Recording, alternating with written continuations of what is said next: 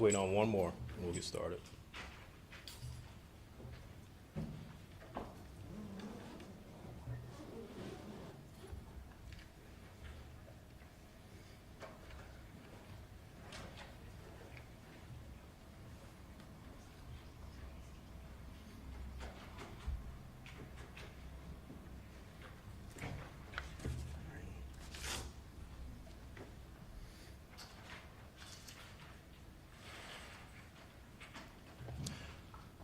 Okay, good morning, and thank you all for being here. I am Assistant Police Chief Antonio Gilliam, and we are here this morning to discuss a recent illegal street takeover racing event that occurred this past Saturday night. I want to begin by recognizing the representatives of various agencies that are up here today that worked in collaboration with us in our most recent effort to stop illegal street racing. As you all know, these races can have a starting line in one jurisdiction, and they can have a finish line in another jurisdiction. That is why it is imperative for us to have the communication and the collaboration that we have here in Pinellas County. So from the Pinellas County Sheriff's Office, Captain Allison Henry. From the Pinellas Park Police Department, Captain Adam Geisenberger. From our Florida Highway Patrol, Sergeant Steve Gaskins. I want to also recognize St. Petersburg Police Chief Anthony Holloway for his leadership, and from our agency, Lieutenant Terry Nagel and Sergeant Michael Shade, who's here to our left. Lieutenant Nagel and Sergeant Shade were instrumental in the planning and execution of this operation. Let's take a moment to first go back to recent history of street racing within our city.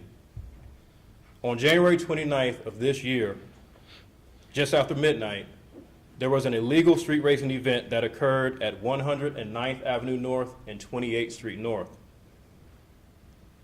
Officers that arrived that night described the scene as one of the most horrific scenes they've ever seen. A 13-year-old, Ethan Martin, would lose his life while attempting to cross 28th Street during a street racing event. One would hope that such a tragic incident would serve to deter future illegal street racing. We hope that a 13-year-old's loss of life will be enough of a wake-up call to people that engage in this behavior. The agencies standing here today and other agencies throughout Pinellas County and Tampa Bay, as well as the entire state of Florida, have engaged in ongoing educational efforts and warnings against street racing. We hope that through those efforts and through prior tragic events, that the desire to engage in these activities would dissipate. Turns out that is not the case, because this past Saturday night on April 22nd through Sunday morning, our agencies were made aware of a so-called street takeover. With every available resource at our disposal, law enforcement responded in our most aggressive manner to date.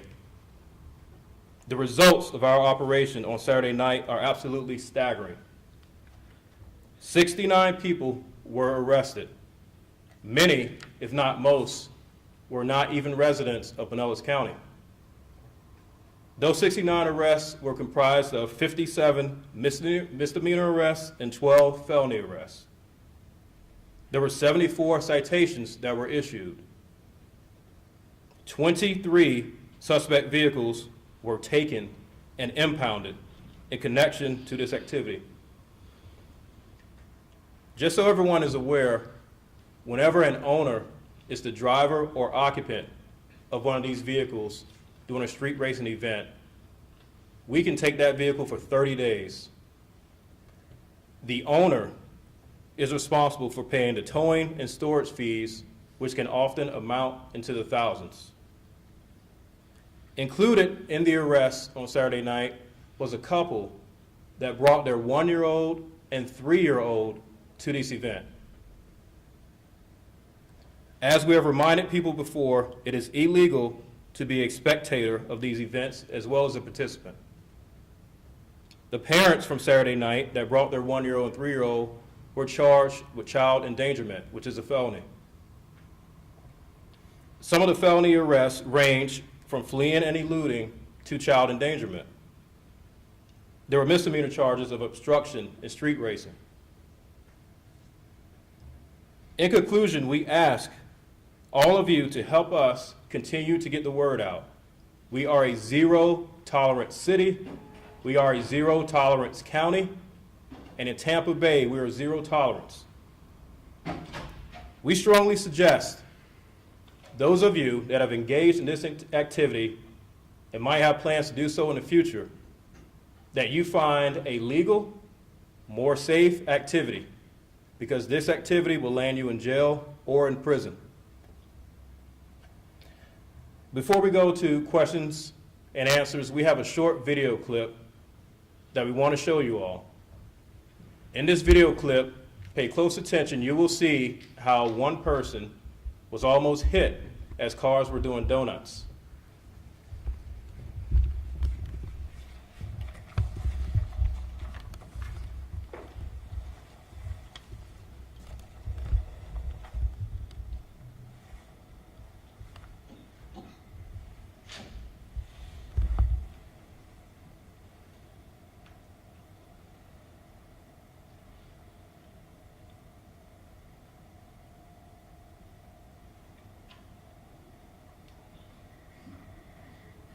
You can see as individuals are hanging outside of the windows of the car, and you can see the person attempting to film video who was almost struck as they fell to the ground. We will release this clip for you all after this press conference. With that, any questions? Can you describe for us what a street takeover is? So a street takeover can occur on a roadway, highway, or parking lot, and it involves these groups of people using their vehicles and their bodies to take over an intersection or a parking lot, so that once they create a circle and shut down that location, vehicles will get in the middle of that circle and they'll do donuts and burnouts and things like that. Have there ever been any reports of a street takeover in that same area, in that same parking lot? Yes, there have, and actually when we started to plan for this operation and we found out this was going to be the location when we went there, the area in between the two buildings, there were already a significant number of donuts and burnout marks on the roadway. I'm sorry if I missed this, but what was the location that this took place? It was at 11,001 Roosevelt Boulevard North. And just to confirm, that video you showed, that is from this weekend? Yes, it is. How are you going to prevent these rates from break up? So again, this was an opportunity for us to make a statement to the street racing community that we're going to have zero tolerance. Through our investigative techniques, we'll continue to do what we do to discover these things before they take place and try to prevent them, and as well as the message that you guys are getting out for us to prevent this stuff from happening. The death of the 13-year-old back in January, you mentioned that you had hoped, all the agencies hoped that that would have been enough to stop this type of behavior. It wasn't. How much did that motivate you to make what you call the most aggressive crackdown ever? It motivated us a lot. It was a horrific scene, and when you see something like that happen, as a law enforcement officer, or even as a normal person, you want to do what you can to prevent it from happening again, and that's what we tried to do this weekend. Is this something that it's a specific group that is involved in the street racing, or do they like announce this on social media and whoever shows up, just shows up, or how do they set this up? You want to take that one, Chief? It's a great question. Don't really want to go into details in terms of some of the investigative techniques that we use. We can tell you that whenever these things are planned, we hope to get this information and we respond to it. That's why it's important for us to be flexible and to have these communication lines open with our other agencies. Word of mouth is usually spread. You'll be amazed at how quickly they can gather these events and get these things going. It's a challenge for law enforcement, right? Even though these results are staggering, I'd be remiss if I didn't say that the men and women that were part of this investigation, they put in a lot of hours, and they're very, very detailed in their response. Your message to people who are involved in this and who are taking their children to participate? Yeah, I'm not here to judge anyone's parenting skills, but I just have to say, we've seen how deadly these events can be. So you're talking about 10, 11 o'clock at night, sometimes in the early morning hours. Why are you bringing a 1-year-old and 3-year-old to an event like this? What good can come out of that? And most of the people young, like teenagers and young. It's a mix of everyone. Over the weekend, it was announced that 39, so almost 40 arrests were made, and now that number's ballooned to almost 70. Can you just talk about your process and how those numbers changed? Sure. So the numbers that were originally reported by the media, that was based on them looking up jail records, and they did not have access to juvenile jail records because of the laws. So the total arrests are adults and juveniles, and that's the difference. Is it safe to say the difference then is all juveniles then? Yes. Thank you. Sergeant Shade, I know this must be frustrating because you guys have this law that you're able to use now. Is there anything else that you guys are working on legislatively that might enhance it to maybe send an even stronger message? Yeah, I'll let Chief Gilliam handle that one. I want to give a lot of credit to our Florida legislators on this. We have the ability to enforce the laws on the books. And you saw that the other night. If there ever comes a time when it's apparent that they found a way to circumvent or find loopholes in that, we'll go back and we'll increase those penalties and we'll put more teeth into it. But right now, the laws on the books, they work. They work in the state of Florida. I want to make sure that from Florida Highway Patrol, Sergeant Steve Gaskins, he also has a bit of information that's important for you all to hear. So, Sergeant. If you noticed last month, Florida Highway Patrol, we had a statewide media blitz about racing specifically. If you have information, because like the chief said, these people were actually, most of them were coming from outside of Pinellas County. So because it's a statewide issue, we're seeing this in Miami, Orlando, Tampa, here. If you have information, reach out to the Florida Highway Patrol, stop racing at flhsmv.gov. Give us that information. If you hear about something, pass it on to us. So we, as a statewide law enforcement especially, can team with our partners here to prevent this from happening. So we don't have tragedies, and so we don't have people losing their car for 30 days. We want to prevent this in advance if possible, so give us that information. All right, thank you. Is this racing going on, is money being a motivator, or is it just fun?